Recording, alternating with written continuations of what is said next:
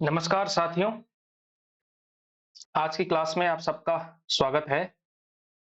तो हम लोग कर रहे थे आपका जो हमारी यूथ कंपटीशन टाइम्स की बुक है, उसको हमने प्रण लिया हुआ है कि हम उसको कंप्लीट करेंगे। उसका अध्ययन हम जो है रोज जो है थोड़ा-थोड़ा प्रश्नों के माध्यम से करेंगे।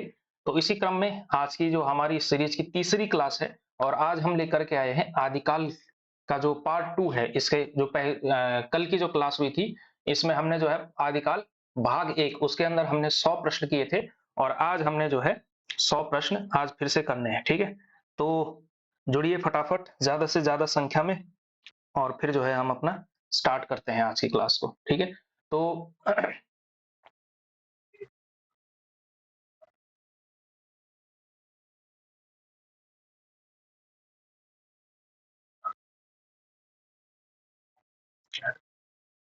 पहला क्वेश्चन मैं आपके सामने रख रहा हूँ, आपने को जो है कमेंट में जो है उसके उत्तर देने हैं, ठीक है? तो बताइए कि संदेश रासक जो है किस प्रकार का काव्य है? सबसे पहला सवाल है आपके आपके पास कि संदेश रासक किस प्रकार का काव्य है? प्रबंध काव्य है, खंड काव्य है, महाकाव्य है या फिर मुक्तक काव्य है? ठीक है, तो संदेश रासक जो है आपका, ये जो है इसका काव्य रूप पूछा गया है। काव्य रूप आप लोग जानते होंगे, काव्य रूप यानी किस रूप का काव्य है। एक या ये ज्यादातर आकार और प्रकार पर डिपेंड करता है। तो किस प्रकार की का जो है काव्य है, तो यह एक प्रकार का खंड काव्य है। ठीक है, संदेश रासक रचनाकार आप लोग जानते हैं, कल हमने डिस्कस किया। अब्दुल रहमान इसके रचयिता है, अब्दुल रहमान की ये रचना है। ठीक है, अगला क्वेश्चन देखिए, आलवार संतों की संख्या कितनी मानी गई है? आलवार संतों की संख्या कितनी मानी गई है, ये आपको बताना है। 20, 12, 10 या फिर 8? तो अलवार संतों की संख्या जो मानी गई है वो मानी गई है आपकी कितनी? 12। ठीक है, 12 संख्या मानी गई। कुछ संख्याएं बड़ी महत्वपूर्ण है, जैसे नाथ है, तो नाथ कितने हैं? 9 है। सिद्ध हैं, तो सिद्ध कितने हैं? सिद्ध हैं आपके 84, 84 सिद्ध हैं। इसी प्रकार अलावा आलवार जो संत हैं, आलवार मतलब जो आपके दक्षिण के वैष्णव परंपरा के संत थे, उन्हें आलवार कहा जाता था। ठीक है, और जो शैव परंपरा के थे उन्हें नयनार कहा जाता था। ठीक है, तो अलवार जो है 12 संख्या उनकी मानी जाती है। अगला क्वेश्चन, कैमास वध किस ग्रंथ की प्रमुख घटना है? ठीक है, तो कैमास ग्रंथ किस ग्रंथ की प्रमुख घटना है? कैमास वध जो है आप कहाँ पढ़ते हैं, कहाँ जो है ये आता है? तो कैमास वध किस ग्रंथ की घटना है? बीसल देव रासो, परमाल रासो, पृथ्वीराज रासो या फिर खुमान रासो? तो कैमास वध जो है, कैमास वध पृथ्वीराज रासो की घटना है। ठीक है, पृथ्वीराज रासो की घटना है, चंद्रवरदाई की रचना है। और कैमास दरअसल कौन है? तो कैमास है आपका, कैमास कौन है? पृथ्वीराज का सेनापति होता है कैमास। कैमास, ठीक है, तो कैमास भी मिल सकता है, कई जगहों पर कयामास भी लिखा हुआ होता है। तो कैमास कैमास बात एक ही है। ठीक है, तो पृथ्वीराज रासो का एक महत्वपूर्ण, ये बहुत महत्वपूर्ण चरण है, बहुत महत्वपूर्ण वो चीज है। ठीक है,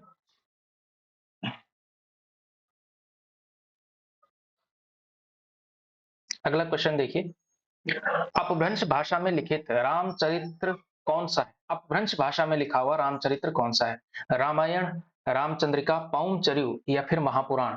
तो अपभ्रंश में लिखित जो रामचरित्र है वो कौन सा है आपका? पौंचर्यु। पौंचर्यु जो है एक तरह का रामचरित्र है। ठीक है, राम की कहानी है, राम कथा है कुल मिलाकर के। तो पौंचर्यु जो है एक राम की कहानी है, रचयिता कौन है?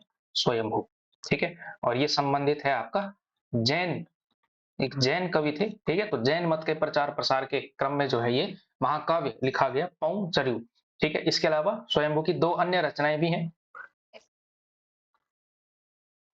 वो एक है आपका रिठनेमी, रिठनेमी सरयू, सरयू और एक स्वयंभू छंद। ठीक है, तो स्वयंभू छंद, पौंचर्यु और रिठनेमी, रिठनेमी सरयू जो है स्वयंभू की प्रमुख रचनाएं हैं। ठीक है, अगला देखिए, अगला क्वेश्चन,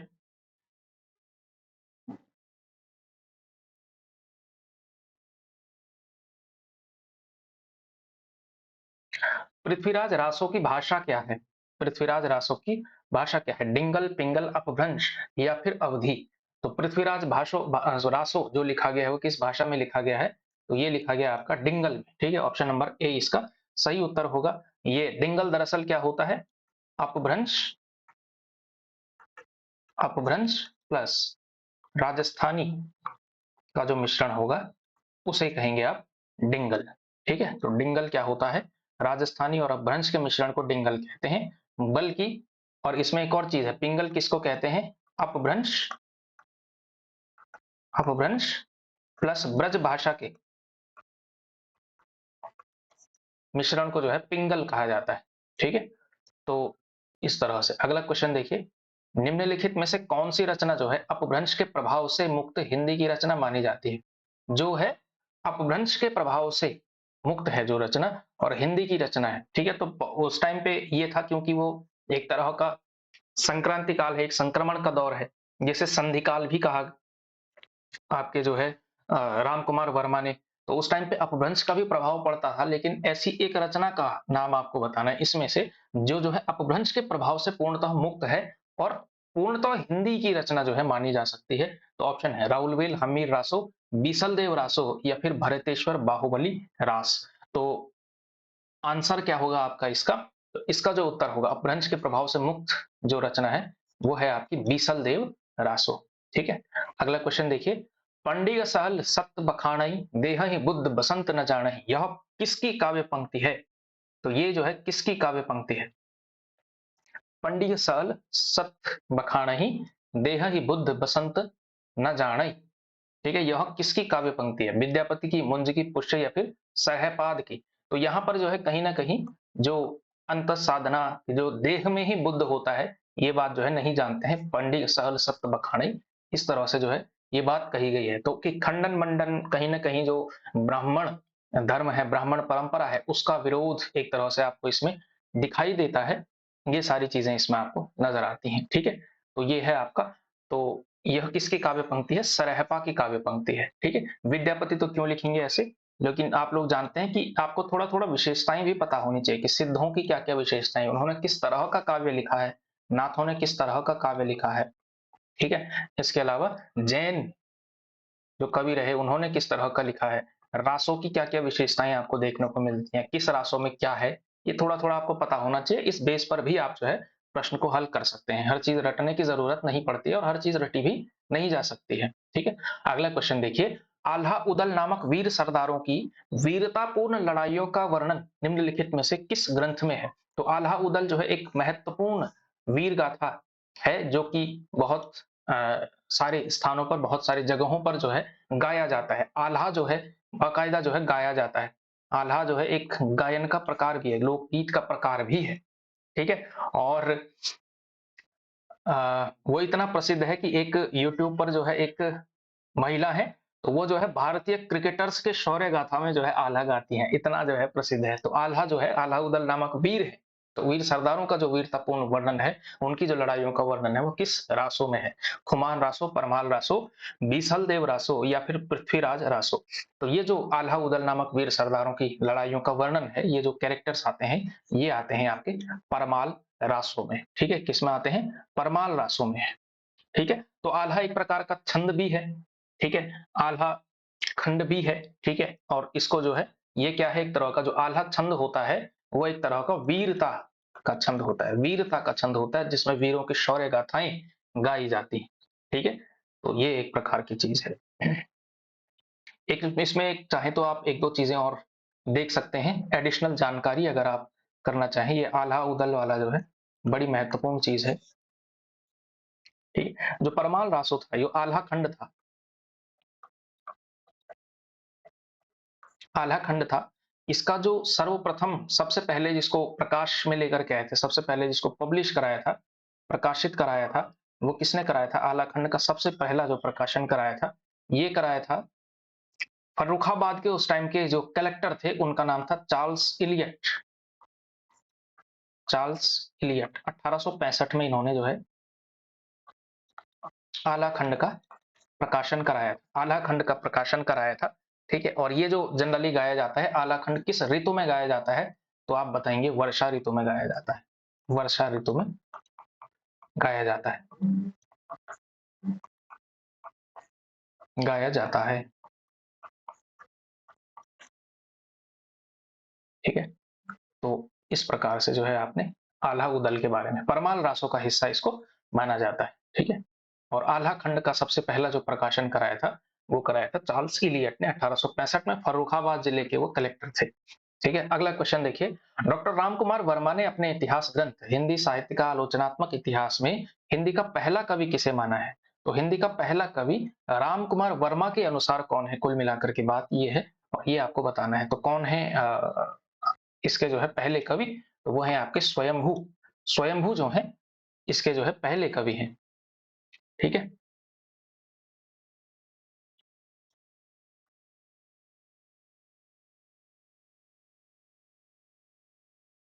अगला क्वेश्चन देखिए। नाथ साहित्य का आरंभकर्ता किसे माना जाता है? नाथ साहित्य का आरंभकर्ता किसे माना जाता है?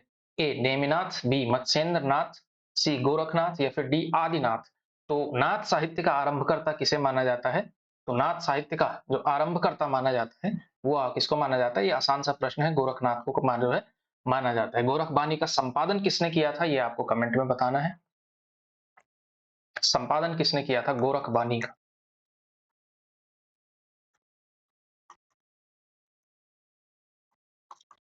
चलिए आगे देखें। अगला क्वेश्चन देखिए।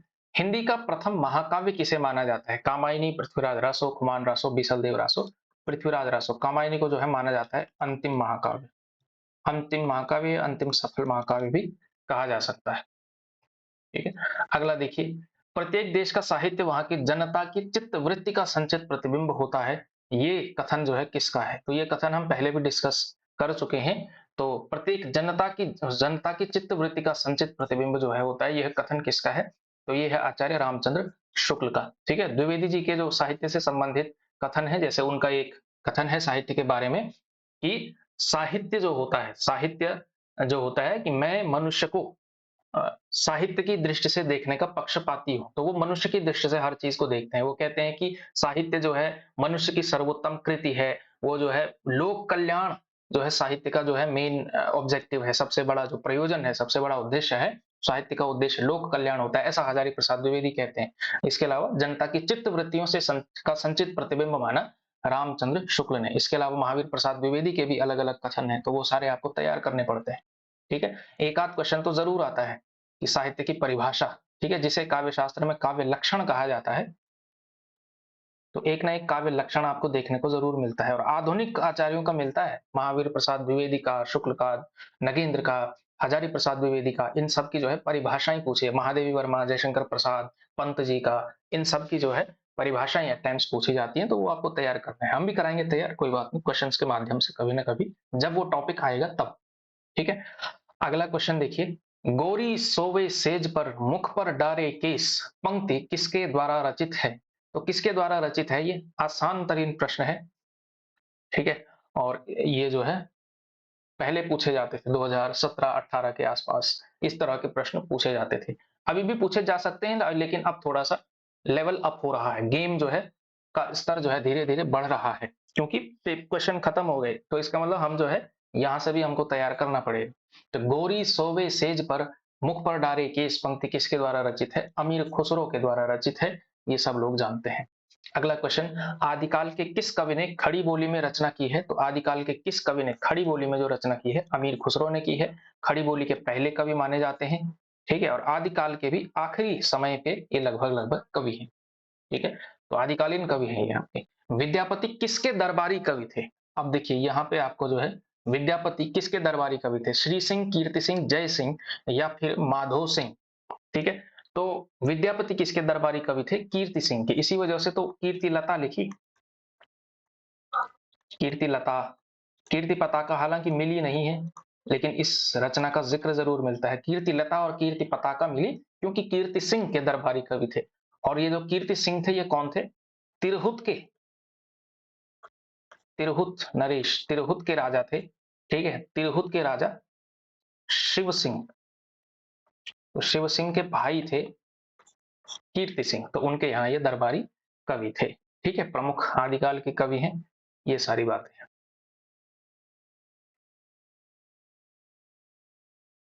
अगला क्वेश्चन देखिए।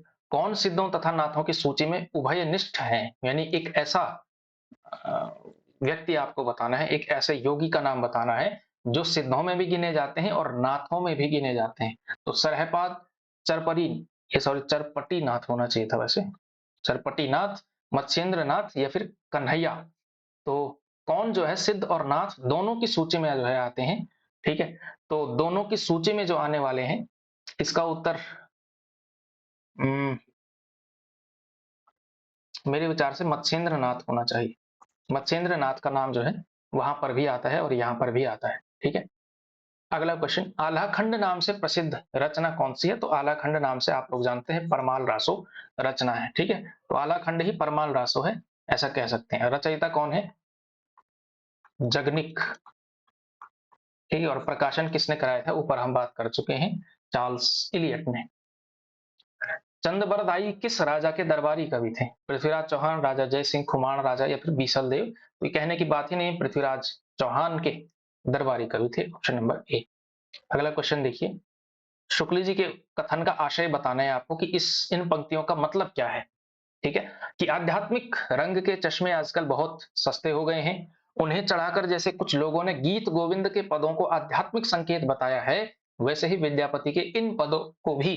तो शुक्ल जी के उक्त कथन का आशय क्या है, शुक्ल जी कहना क्या चाह रहे हैं इसके माध्यम से? पहला, कि विद्यापति के पदों को आध्यात्मिक चश्मे से देखना चाहिए, ए। ऑप्शन नंबर बी है, विद्यापति के पदों और गीत गोविंद में भाव साम्य नहीं है, सी। विद्यापति के पद अधिकतम श्रृंगार के ही हैं, या फिर डी, विद्यापति के पदों की रचना भक्ति की दृष्टि से की गई है। तो ये आप आराम से बता सकते हैं, ये हम पिछली क्लास में डिस्कस कर चुके हैं, ठीक है, विद्यापति के बारे में, विद्यापति के काव्य के बारे में, ठीक है। तो विद्यापति के पदों को आध्यात्मिक रंग से देखना चाहिए, ऐसा तो नहीं कह रहे हैं। गीत गोविंद में भाव साम्य नहीं है, ऐसा उन्होंने कभी नहीं कहा।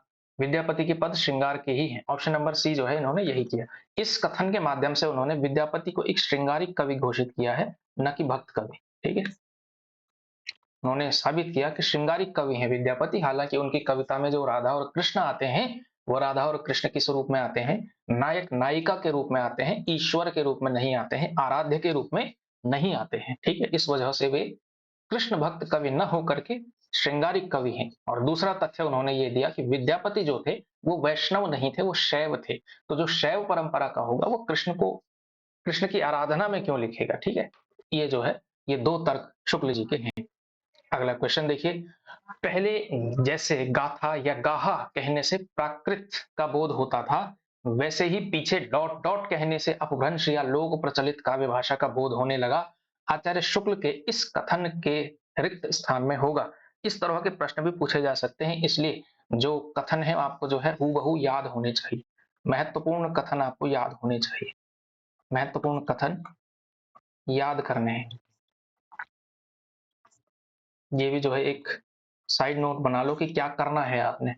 तो पहले तो ऐसा हो सकता है कि पहले एक जमाने में क्वेश्चन पूछा जाता था कि ये कहने से जो है पूरा वाक्य पूछा किसका कथन है, तो किसका कथन है, किसको नहीं भी आता होगा वो भी जो है पहचान करके टिक लगा लेगा, लेकिन इसके लिए थोड़ा सा चाहिए जरूरी।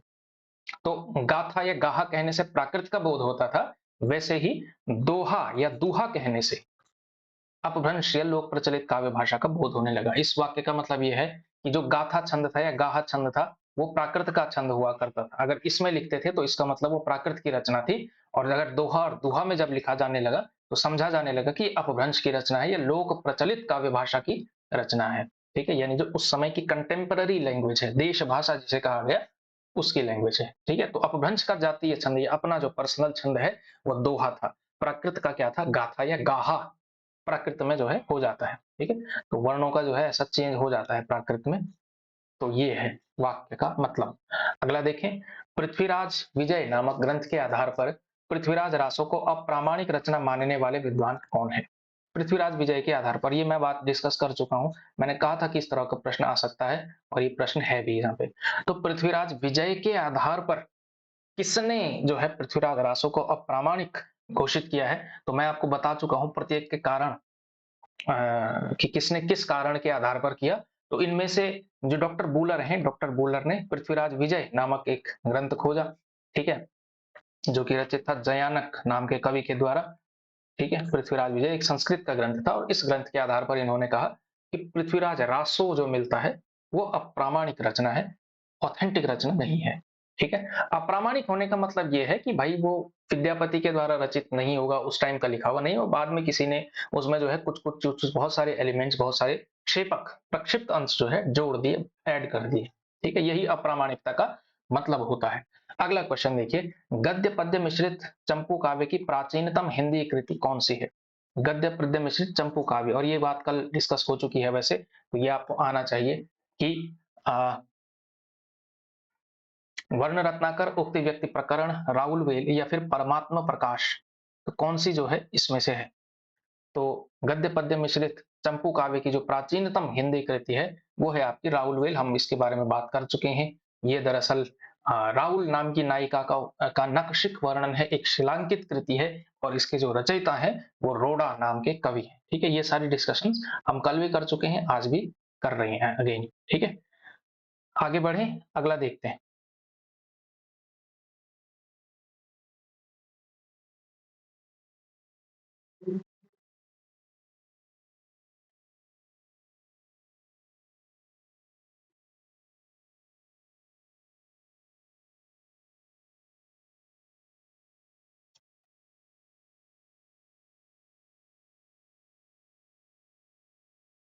हाँ, अगला क्या है? 123 क्वेश्चन, 123वां प्रश्न देखिए, निम्नलिखित ग्रंथों को उनके रचनाकारों के साथ सुमेलित कीजिए। बीसलदेव रासो, मतलब एक तरफ ग्रंथ है, दूसरी तरफ रचनाकार हैं, तो ये तो आसान प्रश्न होना चाहिए, इसमें कोई खास दिक्कत आपको होनी नहीं चाहिए। तो बीसलदेव रासो के रचयिता है आपके नरपतिनाल। ठीक है, खालिद बारी के रचयिता है अमीर खुसरो। ठीक है, तो ये वन होगा, ये टू होगा। भरतेश्वर, बाहुबली रास, शालिभद्र, सूरी और दोहा कोश के सरहपा। ठीक है, तो इस प्रकार से वन का सेकंड बी जो है आपका उत्तर बन रहा है इसमें। ठीक है, तो टू का फोर भी ठीक है, थ्री का, हाँ थ्री का थ्री भी ठीक बन रहा है, फोर का वन भी ठीक बन रहा है। ठीक है, तो ये जो है आपका मैच, आसान सा ये प्रश्न, इसमें कोई दिक्कत नहीं है, इसका मतलब ये पुराना प्रश्न है। अगला क्वेश्चन देखिए, स्थापना और तर्क का प्रश्न है, जनता की चित्तवृत्ति के परिवर्तन के साथ साहित्य के स्वरूप में परिवर्तन नहीं होता है। ठीक है, और रीजन दिया जा रहा है क्योंकि प्रत्येक देश का साहित्य वहां की जनता की चित्तवृत्ति का संचित प्रतिबिंब होता है।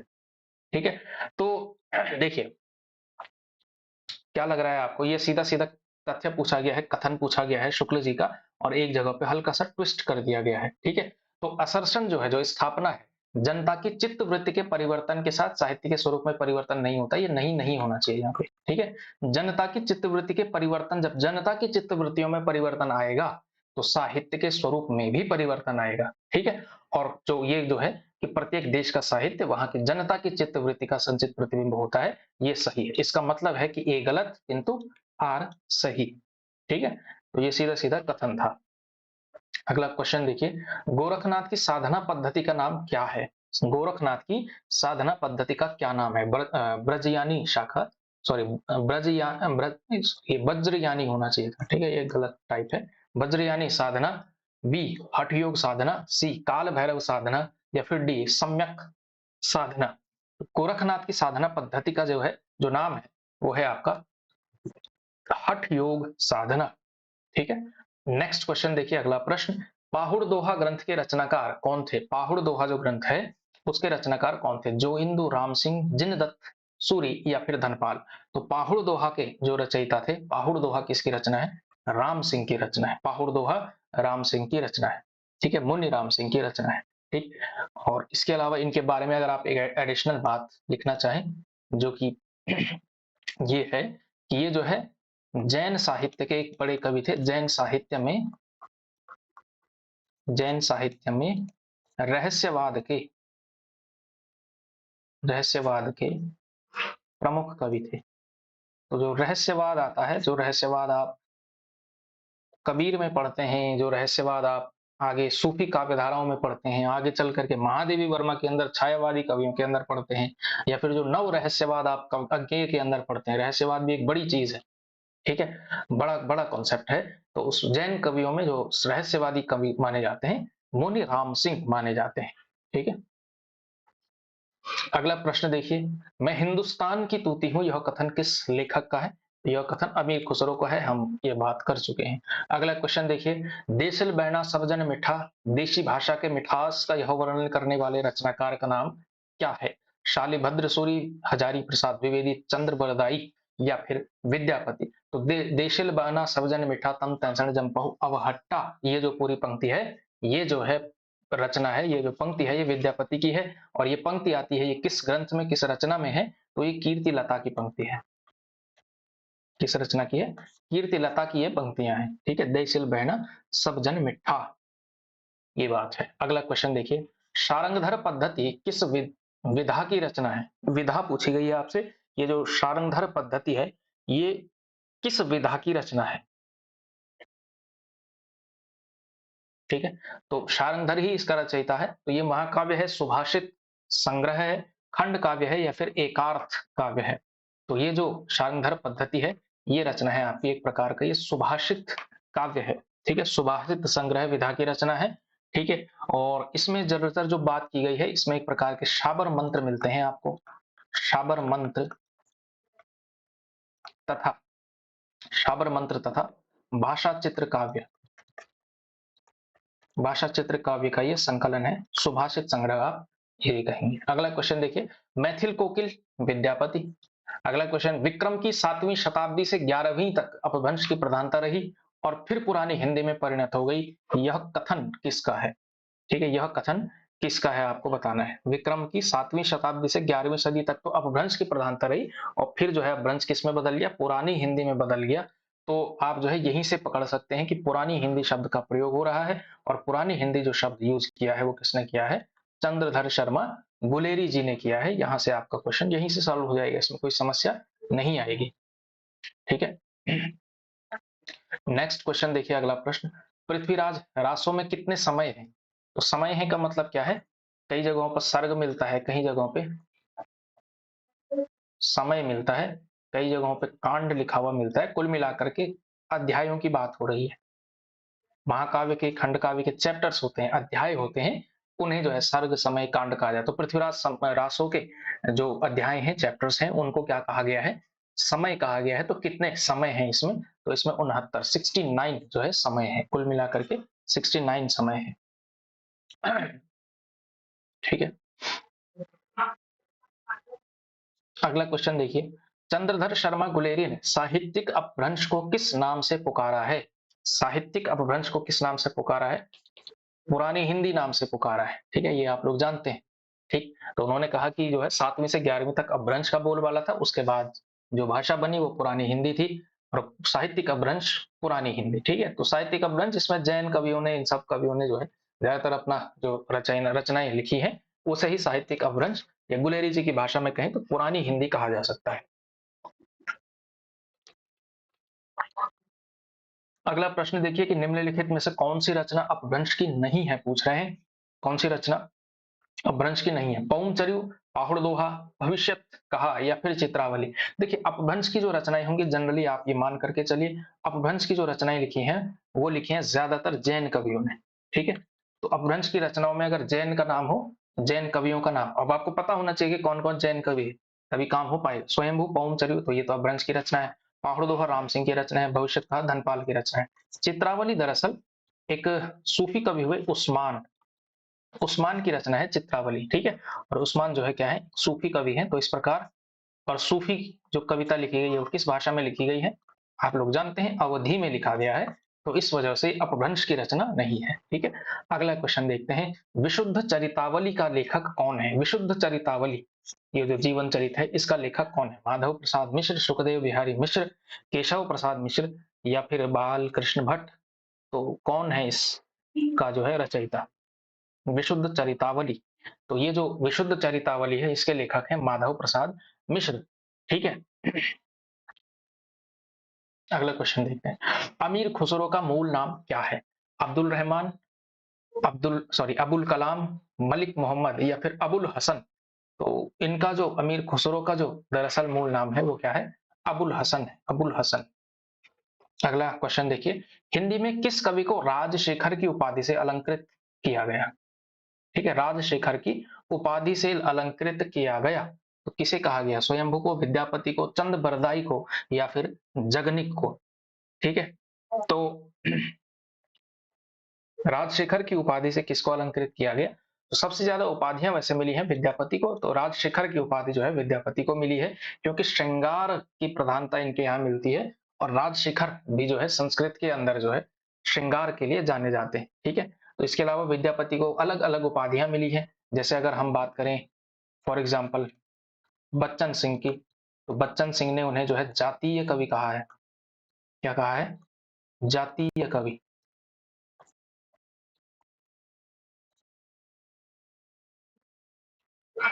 इसके अलावा हजारी प्रसाद द्विवेदी ने तो श्रृंगार रस का वाक सिद्ध कवि कहा।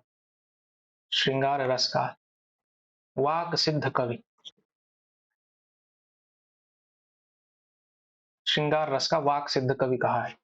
ठीक है, इस तरह से अन्य भी बहुत सारी चीजें हैं जो है। हाँ, जिसको जो है अभिनय जयदेव कहा जाता है, मैथिल कोकिल कहा जाता है, कवि शेखर कहा जाता है, कवि कंठहार कहा जाता है। बहुत सारी जो है इनके बारे में उपाधियां हैं। ठीक है, तो उपाधियों का प्रश्न आएगा, विद्यापति की कम से कम 11-12 उपाधियां हैं, तो उपाधि वाला क्वेश्चन आए, आदिकाल का दिखे, विद्यापति ऑप्शन में हो तो टिक करके आ जाना, कोई समस्या नहीं है।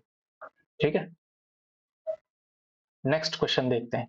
कीर्तिलता के रचनाकार कौन है? कीर्तिलता के रचनाकार विजय सिंह सूरी, विद्यापति, जायसी या फिर अमीर खुसरो? तो विद्यापति कहने की बात ही नहीं है। अपनी पहेलियों और मुकरियों के लिए जाने जाते हैं, ये भी आसान सा प्रश्न है, अमीर खुसरो जाने जाते हैं। आदिकाल के साहित्य में उपेक्षित क्या रहा? सामाजिक चेतना, आश्रयदाता की प्रशंसा, धार्मिक चेतना या फिर राष्ट्रीय चेतना? तो आदिकालीन साहित्य में किस चीज की कमी आपको दिखाई देती है सबसे ज्यादा?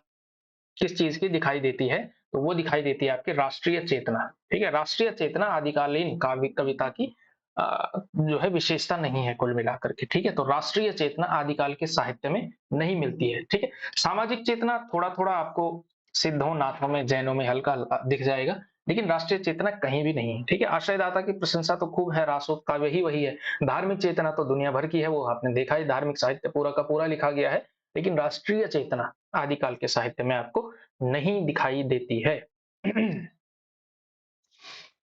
ठीक है, अगला क्वेश्चन देखिए। आदिकाल के काव्य की प्रधानता थी, सॉरी प्रधान भाषा थी, आदिकाल के काव्य की प्रधान भाषा कौन थी? प्राकृत थी, पाली थी, डिंगल पिंगल मिश्रित थी या फिर खड़ी बोली थी? तो आदिकाल की जो भाषा है डिंगल और पिंगल थी। ठीक है, या तो डिंगल पिंगल जो एक मिश्रित भाषा थी। इसके अलावा अन्य अन्य धार्मिक साहित्य में भी जो लिखा गया है वो भी जो है कुल मिलाकर के मोटे तौर पे हम डिंगल पिंगल भाषा कह सकते हैं। ठीक है, तो ज्यादातर जो लिखित साहित्य है रासो तो पूरा डिंगल भाषा में, जो अन्य ग्रंथ है पिंगल में लिखे गए हैं।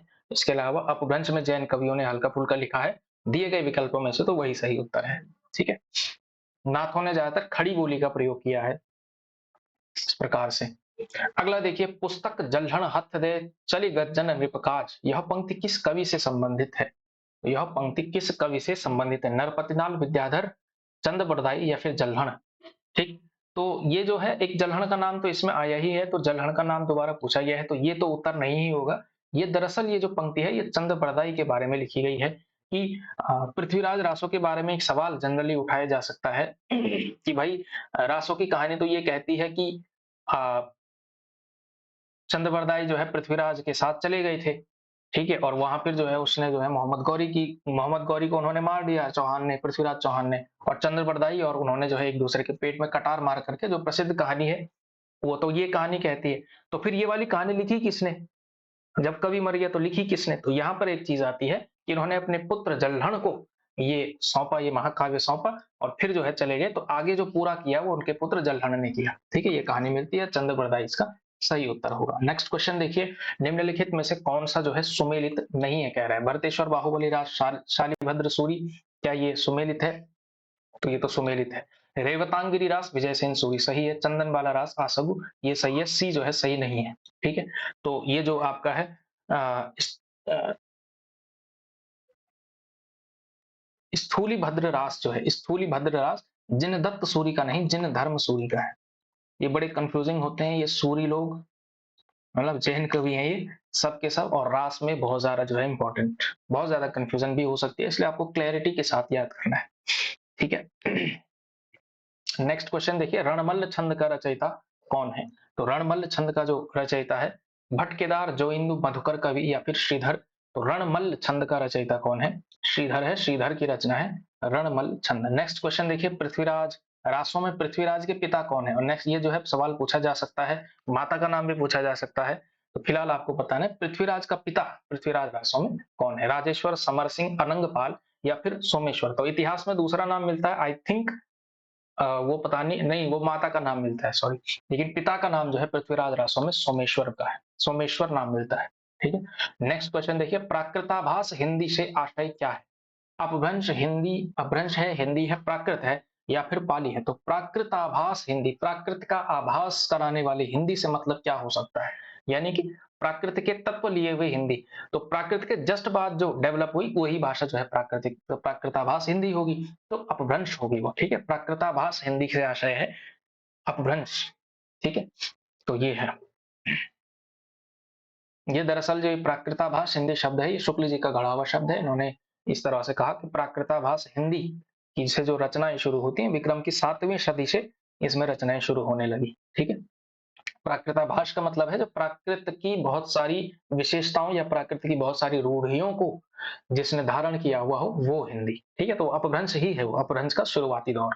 ठीक है, और जो अपभ्रंश काल लेटर काल है जिसको विद्यापति ने अवहट्ट कहा, अन्य अन्य ने कहा, तो वही जो है पुरानी हिंदी भी है। ठीक है, तो प्राकृत की अंतिम अपभ्रंश अवस्था जो शब्द आता है ना वो पुरानी हिंदी के लिए ही आता है। ठीक है, लेकिन प्राकृताभास हिंदी अपभ्रंश। नेक्स्ट क्वेश्चन, गोरा बादल की जो कथा है वो किसके द्वारा रचित है? गोरा बादल की कथा किसके द्वारा रचित है? तो दलपति विजय, नरपति नाल, जटमल या फिर जल्हण। तो गोरा बादल की कहानी जो है किसमें आती है? गोरा बादल की कहानी आती है खुमाण रासों में। किसमें आती है? खुमाण रासों में आती है। और ये जो रचना है खुमाण रासो ये किसकी है?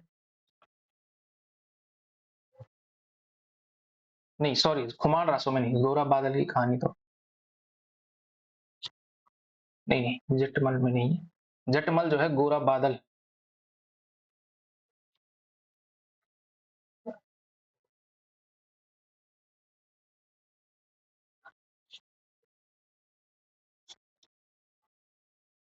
ठीक, खुमान रसो तो दलपत विजय का है ना, जटमल की है। गोरा बादल की कथा, ये जटमल की मतलब एक ही रचना ज्ञात है गोरा बादल। तो ये गोरा बादल वैसे आता किसमें है? ये पद्मावत में भी आता है, तो उससे संबंधित है। ये 16वीं सदी की रचना है गोरा बादल की कथा, रचयिता का नाम जटमल। ठीक है, नाथों की संख्या कितनी मानी जाती है? तो नवनाथ माने जाते हैं, 9।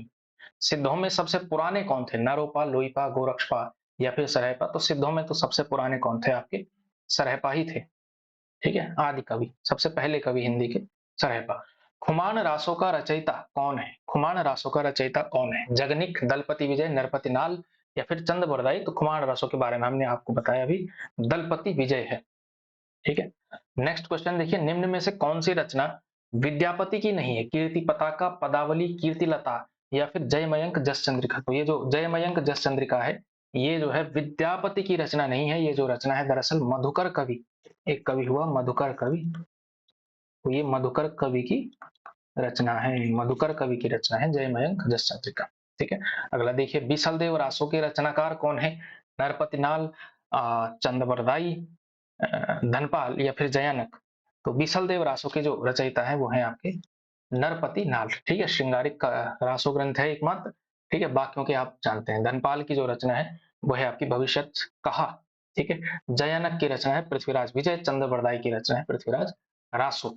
नेक्स्ट क्वेश्चन देखिए, विद्यापति किसके आश्रित कवि थे? ये बात हम कर चुके हैं, तो वो जो है कीर्ति सिंह के थे। ठीक है, अब यहाँ पे जो है शिव सिंह भी आया है नाम, लेकिन ज्यादा आपके लिए सटीक नाम है ये वाला। ठीक है, कीर्ति सिंह। तो इसमें जो है ये कंफ्यूजन क्रिएट हो सकता है, लेकिन क्योंकि जो राजा थे वो तो शिव सिंह थे। ठीक है, विद्यापति आश्रित कीर्ति सिंह के यहाँ थे। तो इन दोनों में से क्या सही उत्तर हो सकता है? अभी आयोग पर डिपेंड करेगा। ठीक है, तो विद्यापति शिव सिंह और कीर्ति सिंह के थे। अब दोनों ऑप्शन में है तो क्या किया जाए? ठीक है, वैसे शुक्ल जी ने जो बात लिखी है वो इन्होंने ये लिखी हुई है कि विद्यापति जो है तिरहुत के राजा शिव सिंह के यहाँ वर्तमान थे। तो ये भी जो है कथन, इसके आधार पे क्या माना जा सकता है? तो आप अगर शुक्ल जी की माने तो शिव सिंह को जो है कहा जा सकता है। ठीक है, पर अगर शिव सिंह ऑप्शन में ना हो तो कीर्ति सिंह को करना चाहिए मेरे विचार से। और लेकिन अगर दोनों ऑप्शन में है तो ज्यादा सही उत्तर शिव सिंह का बनना चाहिए, क्योंकि शुक्ल जी ने शिव सिंह का नाम लिया हुआ है। ठीक है, उन्होंने लिखा हुआ है ना कि ये जो है विद्यापति जो है तिरहुत के राजा शिव सिंह के दरबार में वर्तमान थे। ठीक है, वर्तमान थे, इस शैली में भी शुक्ल जी ही लिखा करते हैं। तो पृथ्वीराज किसके प्रति अनुरक्त था? पद्मिनी के प्रति, कमलिनी के प्रति, संयोगिता के प्रति, या फिर चंद्रिका के प्रति? तो पृथ्वीराज किसके प्रति अनुरक्त थे? संयोगिता। संयोगिता स्वयंवर एक पूरा अध्याय भी मिलता है, जो सबसे महत्वपूर्ण हिस्सा आप पृथ्वीराज रासो का कह सकते हैं। अगला क्वेश्चन देखिए, नाथ संप्रदाय में हठ योग का क्या अर्थ है? कठिन साधना, अडिग योग साधना, हठ पूर्वक योग, या फिर ह का अर्थ सूर्य, ठ का अर्थ चंद्र, दोनों का योग। तो नाथ संप्रदाय में जो हठ योग का अर्थ है वो डी है। ठीक है, इसमें ह का अर्थ होता है सूर्य और ठ का अर्थ चंद्र। ठीक है, तो इस प्रकार से अगला क्वेश्चन देखिए, निम्नलिखित में से किसका संबंध सिद्ध साहित्य से नहीं है? सरहपा, कुकुरिपा, शबरपा, या फिर गोपी चंद? तो किसका संबंध जो है सिद्ध साहित्य से नहीं है कह रहे हैं। ठीक है, तो किसका संबंध सिद्ध साहित्य से नहीं है? जिसके उसमें पा नहीं लगा हुआ है, गोपी चंद। ठीक है, अगला क्वेश्चन, राउलवेल किस तरह की रचना है? गद्य पद्य मिश्रित चंपू काव्य है, शुद्ध काव्य है, नाटक है, या फिर प्रेमाख्यान प्रबंध काव्य है? तो राउलवेल जो है इसके बारे में हम बहुत बार बात कर चुके हैं, गद्य पद्य मिश्रित चंपू काव्य है। अगला क्वेश्चन, हिंदी के किस इतिहासकार के मतानुसार शालिभद्र सूरी हिंदी का पहला कवि है? तो शालिभद्र सूरी को हिंदी का पहला कवि किसने माना है? कुल मिलाकर के बात यह है, तो किसने माना? गणपति चंद्रगुप्त ने माना है। ठीक है, अगला क्वेश्चन देखिए, प्राकृत की अंतिम अपभ्रंश अवस्था से ही हिंदी साहित्य का आविर्भाव माना जा सकता है। उन दिनों जैसे गाथा कहने से प्राकृत का बोध होता था, वैसे दोहा कहने से अपभ्रंश या प्रचलित काव्य भाषा का पद्य समझा जाता था। यह जो कथन है, ये कथन के बारे में हम बात कर चुके हैं। प्राकृत की अंतिम अपभ्रंश अवस्था भी समझा चुके हैं आपको। गाथा ये वाला तो पूरा कोट हमने लिखा है। ठीक है, तो ये जो है रामचंद्र शुक्ल जी का कथन है। ठीक है, निम्नलिखित में से कौन सा कवि आदिकाल से संबंधित नहीं है? अमीर खुसरो, विद्यापति, हेमचंद्र, या फिर गदाधर भट्ट? तो आदिकाल से संबंधित कवि जो है इनमें से कौन सा नहीं है? तो गदाधर भट्ट जो है उनका संबंध आदिकाल से नहीं है। ठीक है, गदाधर भट्ट का जो वो जो है गदाधर भट्ट जो है ब्रज भाषा के कवि हैं। ठीक है, तो आप जो है इनको गदाधर भट्ट को आप कृष्ण भक्ति धारा में ले सकते हैं। वो भी चैतन्य महाप्रभु वाली जो शाखा थी, गौड़ीय संप्रदाय वाली, उसके जो है ये कवि थे। ठीक है, तो ये भक्ति काल के अंदर आ सकते हैं लेकिन आदिकाल के अंदर नहीं आ सकते। ठीक है, बाकियों का नाम आपने सुना, खुसरो का नाम सुना, विद्यापति का नाम सुना, हेमचंद्र का नाम सुना, तो बात हो ही जाती है।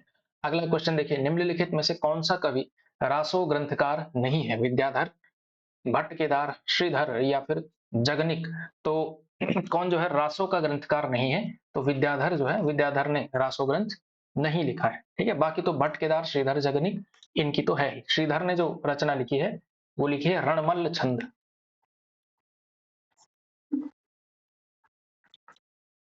ठीक है,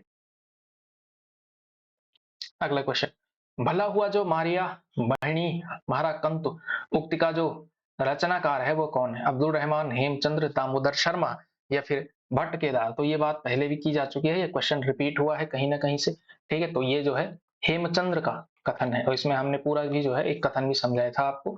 कल की क्लास उसके लिए आपको देखनी पड़ेगी, इसके बारे में विस्तृत रूप से बात हो चुकी है। ठीक है, तो अगर आप कंप्लीट रिवीजन चाहते हैं आदिकाल का तो पूरी क्लासेस देखिए। ठीक है, कल की क्लास जो हुई है वो भी आप देख सकते हैं। ठीक है, प्लेलिस्ट भी मैंने आपको जो है बना करके दे दी है, तो उसमें क्लास 1 2 3 4 जितने भी आती रहेंगी वो सब शामिल होती रहेंगी।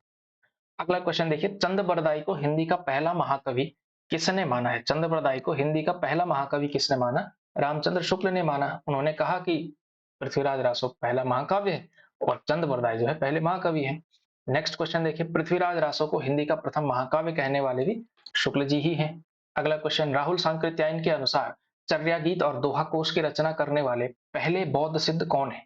राहुल सांकृत्यायन के अनुसार चर्या गीत और दोहा कोश की रचना करने वाले पहले बौद्ध सिद्ध कौन है? तो ये घुमा करके सवाल पूछा गया है। ठीक है, तो पहले बौद्ध सिद्ध शुक्ल जी ने राहुल जी ने किसको माना? सरहपा को माना है। मोरा जोबना नवेलेरा भयो है गुलाल, कैसे गर्दीनी कस मोरी लाल, सुनी सेज डरावन लागे बिरहा अगिन मोहि डस डस जाए।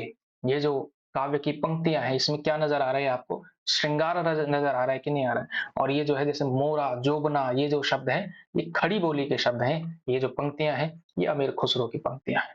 ठीक है, अगला क्वेश्चन, सिद्ध हेमचंद्र शब्दानुशासन किस तरह का ग्रंथ है। तो सिद्ध हेमचंद्र शब्दानुशासन जो ग्रंथ है वो व्याकरण का है। ठीक है, हेमचंद्र का लिखा हुआ जो शब्दानुशासन है प्राकृत का जो है एक ग्रंथ है, जो कि किसका किससे रिलेशन है इसका, व्याकरण का ये ग्रंथ है। ठीक है, अगला क्वेश्चन देखिए, रचना काल के अनुसार निम्नलिखित कवियों का सही अनुक्रम क्या है। सही क्रम में आपको जो है लगाना है इनको। ठीक, तो सही क्रम जो है इसमें से क्या हो जाएगा। तो शुरुआत में तो सरेपा है, तो जिसमें सरेपा नहीं है वो तो कट जाएंगे क्योंकि पहले का भी सरेपा ही है। ठीक है, और इसके अलावा जो आएंगे सरेपा, लुईपा, पुष्पदंत, अद्यहमान, ये जो है सही क्रम है। ठीक है, ये जो है सही क्रम हो जाएगा। अब्दह जो अब्दुल अब्दुल रहमान है, अद्दहमान उन्हीं को कहते हैं, वो 12वीं सदी के हैं। ठीक है, बाकी 7वीं 8वीं के भी, ये भी 7वीं 8वीं के। पुष्पदंत आप कह सकते हैं 10वीं 11वीं सदी के आसपास, और अब्दुल रहमान अद्दहमान 12वीं शताब्दी के। ठीक है, अगला क्वेश्चन, सिद्धों से संबंधित रामचंद्र शुक्ल के कथन में से कौन कौन से सही है। ठीक है, वज्रयान में आकर महासुखवाद का प्रवर्तन हुआ, नाथपंथ सिद्धों की परंपरा से नहीं निकला है, सिद्धों का साहित्य शुद्ध साहित्य के अंतर्गत नहीं आता, और सिद्धों की वाणियां सांकेतिक नहीं है। तो कौन कौन से जो कथन है वो शुक्ल जी के सही हैं। ठीक है, तो देखिए, पहली बात, वज्रयान में आकर महासुखवाद का प्रवर्तन हुआ, ये कथन सही है, शुक्ल जी ने ऐसा कहा। ठीक है, नाथपंथ सिद्धों की परंपरा से नहीं निकला, ऐसा नहीं कहा उन्होंने, नहीं कहा कि नाथपंथ सिद्धों की परंपरा से निकला है, तो इसका मतलब बी जो है रॉन्ग हो जाएगा। तो जहां पे बी होगा वो सारे ऑप्शन आप काट दीजिए, बी कट जाएंगे। ठीक है, अगला क्वेश्चन देखिए, सिद्धों का साहित्य शुद्ध साहित्य के अंतर्गत नहीं आता, ये भी सही है। और ये जो कहा है सिद्धों की वाणियां सांकेतिक नहीं है, तो सिद्धों की वाणियां सांकेतिक हैं। ठीक है, तो ऑप्शन नंबर ए जो है आपका सही हो जाएगा, क्योंकि सिद्धों का साहित्य उन्होंने कहा कि धार्मिक कोटि का साहित्य, इस वजह से इसे, सॉरी, धार्मिक कोटि की रचनाएं हैं, इस वजह से इन्हें शुद्ध साहित्य के अंतर्गत नहीं माना जा सकता। ऐसा जो है इन्होंने एक विचार प्रस्तुत किया था, और ए और सी इस प्रकार से आपका सही उत्तर हो जाएगा। ठीक है, अगला क्वेश्चन देखिए, निम्नलिखित काव्य पंक्तियों को उसकी रचनाओं के अनुसार सुमेलित कीजिए। ठीक है, पंडिय सहल सत्य बखाने, ये जो कथन है ये किसका है, सरहपा का है। बाहर बरिसले कुकर जिए और 13 लो जिए सियार, ये जो कथन है ये दरअसल किसका है, तो ये है आपका जगनिक का, ये परमाल रासो का है, जगनिक का है। ठीक है, बड़ कौशल तुअ राधे, किनल कन्हाई लोचन आधे। ठीक है, तो बड़ कौशल तू, अ जब इस तरह से आए ना, अ जब लास्ट में आता है इस तरह से आता है, तो इसका मतलब समझो कि ये दरअसल किस में लिखा गया है, अवहट्ट में, अपभ्रंश में, यहाँ का प्रभाव है। तो ये जो रचना है ये विद्यापति का की पंक्तियां हो गई। और जाति ओछा पाती ओछा, ओछा जन्म हमारा, ये रैदास का है। ठीक है, तो इस प्रकार जो है आप इसमें से सही विकल्प चुनिए, इसमें से कि कौन सा है। ए टू, ए टू जो है ऑप्शन नंबर ए में ही आपको दिख रहा है, तो ए टू बी थ्री क्या हमने सही मिलाया, बिल्कुल सही मिलाया है। सी फोर, सी फोर भी ठीक मिलाया है, डी फाइव भी ठीक मिलाया है। ठीक है, कर्णापा का इसमें से कुछ भी नहीं है। ठीक है, तो ये हो जाते हैं आपके आज हमारे 70 प्रश्न। ठीक है, 75 तक पहुंचते हैं, फिर जो है कल करेंगे फिर बाकी प्रश्नों को। कालक्रम की दृष्टि से निम्नलिखित रचनाकारों का सही अनुक्रम कौन सा है। ठीक है, अगेन क्रम पूछा गया है, तो वही ट्रिक आप लगाएंगे। सरहपा सबसे पहले आ जाएंगे, और उसके अलावा जो भी होंगे वो देखा जाएगा। तो सरहपा अगर ऑप्शन में हो तो ये दो तो कट जाएंगे। ठीक है, अब बात आती है कि अभयमान पहले या हेमचंद्र पहले, या फिर पुष्पदंत का स्थान कहाँ पे आएगा। तो इस विकल्प के अनुसार तो आपका जो है ऑप्शन नंबर ए ठीक बनेगा, सरहपा, पुष्पदंत, अध्ययमान और हेमचंद्र। ठीक है, ये याद रखना है आपने, बनाना है थोड़ा थोड़ा। अब इन कवियों का थोड़ा आप जो है वर्ष भी याद रखना है, समय याद रखना कि इसका समय क्या था। ठीक है, अगला क्वेश्चन देखिए, यंद्री का लड़बड़ा, जिह्वा का फुहड़ा, काच का जति, मुख का सती, जो सतपुरुष उत्तम कथी, गोरखनाथ की दृष्टि से सच्चा साधक वही है जो क्या हो। ठीक है, तो फर्स्ट बात है, संयमी हो, इंद्रिय दमन करने वाला हो, कूट भाषा बोलने वाला हो, महासुखवादी हो। तो देखिए, महासुखवादी तो नहीं हो सकता है। महासुखवाद सिद्धों की परंपरा है जिसमें भोग के माध्यम से बात की जाती है, और नाथ जो है भोग के एकदम खिलाफ है। तो जहां पर फोर है वो ऑप्शन कट जाएगा। ठीक है, तो सी काटिए और बी काटिए। ठीक है। और इसके अलावा कूट भाषा बोलने वाला भी जो है सच्चा साधक नहीं हो सकता, ठीक है। कोई कूट भाषा बोलने वाला भी सच्चा साधक नहीं हो सकता है। कूटनीति की भाषा, कूट की भाषा तो कहने वाला हो ही नहीं सकता है। इसके अलावा जो संयमी हो, ठीक है। और इसके अलावा इंद्रियों का दमन करने वाला हो, इंद्रियों से लड़बड़ा हो, लंगड़ा हो, एक तरह से कह रहे हैं। जिह्वा का फूहड़ा हो, काच का जति, मुख का सती हो। सती होना चाहिए, कूट भाषा बोलने वाला नहीं चाहिए, मुख का सती होने वाला चाहिए। सो जो सतपुरुष उत्तम उत्तमो कथि, तो 1 और 2 जो है सही है, ठीक है। संयमी होना चाहिए, इंद्रियों पर कंट्रोल करने वाला, इंद्रियों का दमन करने वाला होना चाहिए। ऐसा गोरखनाथ का विचार था योगियों के विषय में। योगियों को ऐसा होना चाहिए, न कि सिद्धों की तरह भोगवादी और महासुखवादी होना चाहिए, ठीक है। तो ये जो कहते हैं कि जो सिद्धों का जो महासुखवाद की विचारधारा थी, भोगवाद की विचारधारा थी, उसी के प्रतिकार में, उसी के विरोध में जो है, उसी से एक परंपरा निकली जिसे नाथ परंपरा कहते हैं। गोरखनाथ उसके प्रवर्तक माने जाते हैं। अगला क्वेश्चन देखिए, सिद्धों और योगियों की रचनाओं का जीवन की स्वाभाविक अनुभूतियों और दशाओं से कोई संबंध नहीं है, अतः वे शुद्ध साहित्य के अंतर्गत नहीं आती। तो वही वाली बात है, स्वाभाविक अनुभूतियों से नहीं आती और शुद्ध साहित्य के अंदर नहीं आती। रामचंद्र शुक्ल जी का कथन है, ये हम 3-4 बार डिस्कस कर चुके हैं, ठीक है। निम्नलिखित में से कौन सी रचनाएं पुष्पदंत द्वारा रचित नहीं है? पुष्पदंत के द्वारा रचित इसमें से कौन सी रचनाएं नहीं है? आदि पुराण, योगसार, जसहर चरियु या फिर उत्तर पुराण, ठीक है। तो